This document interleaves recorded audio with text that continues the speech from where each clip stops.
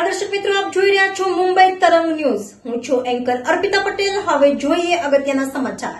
ભારતભરમાં આજે શિવરાત્રી મહોત્સવ ઉજવવામાં આવી રહ્યો છે, ત્યારે સુરતના વરાછા વિસ્તારમાં આવેલ જગદીશ્વર મહાદેવ મંદિર ખાતે શિવરાત્રી મહોત્સવ ઉજવવામાં આવ્યો। જગદીશ્વર મહાદેવ મંદિરના મહંત સંતોષગીરી બાપુએ જણાવ્યું હતું કે વહેલી સવારથી ભાવિક ભક્તો મોટી સંખ્યામાં મહાદેવના દર્શન કરવા માટે ઉમટી રહ્યા છે અને દર વર્ષની જેમ આ વર્ષે પણ જગદીશ્વર મહાદેવ મંદિર ખાતે મહાશિવરાત્રી મહોત્સવ ઉજવવામાં આવી રહ્યો છે।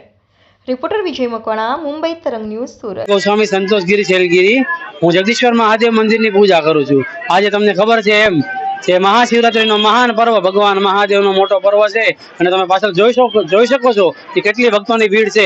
સવારના 5:30 થી માંડીને બપોરના 12 વાગ્યા સુધી આમનામ ભીડ હોય।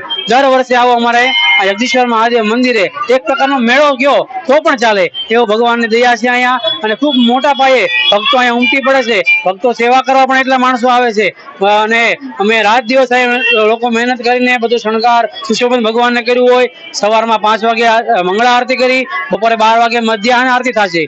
મધ્યાહન આરતી પૂરી થયા પછી ભાંગની પ્રસાદી વેચવામાં આવશે અને સાંજે 7 વાગે ફરીથી પાછી ભગવાનની શિંગાર પૂજા આરતી થશે। રાત્રે 9 થી 12 વાગ્યા સુધી ધૂન ભજન કીર્તનનું આયોજન છે અને ત્યારબાદ રાત્રે 12 વાગે મહાપૂજાની આરતી, અને મહાપૂજાની આરતી પૂર્ણ થયા બાદ ફરીથી ભક્તો માટે ભાંગની પ્રસાદી વેચવામાં આવશે।